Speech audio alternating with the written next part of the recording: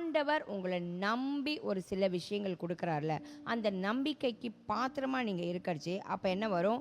உங்களை நம்பி ஒரு அத்தாரிட்டி, அதாவது ஒரு அதிகாரத்தை தேவன் கொடுக்க ஜனங்கள் மூலியமாகவே கொடுக்க வைப்பார். நீங்கள் ஆண்டவரை நம்பி இருக்கறச்சே உங்களை நம்பி சில பொறுப்புகளை தேவன் கொடுப்பார். ஆமீன். அதுதான் அந்த முத்திரை மோதிரம். அந்த முத்திரை மோதிரம் பார்வோன் கொடுத்ததுக்கு என்ன? உனக்கு என் தேசத்து மேலே எல்லாத்தையும் நான் அதிகாரம் கொடுக்குறேன், என் தேசத்தை நீ ஆண்டுக்கொள், நீ பார்த்துக்கோ, இந்த சிங்காசனத்தில் மாத்திரம், அதாவது என் போஸ்ட்டுக்கு மாத்திரம் உனக்கு இது இல்லை, மற்றது எல்லாம் வந்து தான். அந்த அத்தனை தேசம் முழுவதும், என்ன எகிப்து தேசம் முழுவதும் அப்போ யோசேப்போட கண்ட்ரோலில்.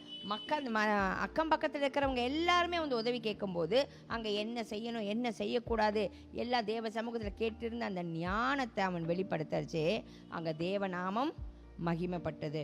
அப்போ இந்த இடத்துல யோசேப்பை உயர்த்தும் போது அந்த இடத்துல கர்த்தர் கொடுக்குற அதிகாரம் எப்படி இருக்குன்னா, யார் வந்தாலும் கடைசி வரைக்கும் பார்த்தீங்கன்னா அந்த யோசேப்பின் மூலியமாக தான் ஒரு பஞ்சம்லாம் அங்கே தேசத்தில் வரைச்சே அவன் தகப்பன்மாரும் அவன் சகோதரர்களும் வந்து நம்ம பார்ப்போம்ல, அங்கே அவன் சகோதரர்கள்லாம் யோசேப்பை பணிந்து கொள்ளும்படி, அந்த இடத்துல அவன் வந்து யோசேப்புன்னு தெரியாமல் எகிப்து தேசத்தின் ஒரு பெரிய அதிகாரம், உங்களை இதுக்குள்ள புரியணும், ஒரு பிரைம் மினிஸ்டர் போஸ்ட், ஒரு பிரசிடென்ட் போஸ்ட்னு வச்சுக்கோங்களேன், அந்த போஸ்ட்டில் இருக்கிறவங்கள போய் வணங்கரிச்சு ஒரு சல்யூட் அடிக்கிறபடியாக அந்த இடத்துல அவங்க எப்படி முகங்குப்புற தாழ்த்தி விடுறாங்க.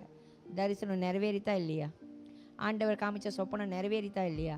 அப்போ இது நிறைவேறதுக்கு யோசேப்பு எங்கேயாவது வந்து முயற்சி செய்தாரா? தானாக ஏதாவது ஆண்டவர் காமிச்ச தரிசனத்தை நான் இப்படி பண்ணணும் அப்படி பண்ணணும் தன் சுயமாக எங்கேயாவது யோசேப்பு ட்ரை பண்ணாரா?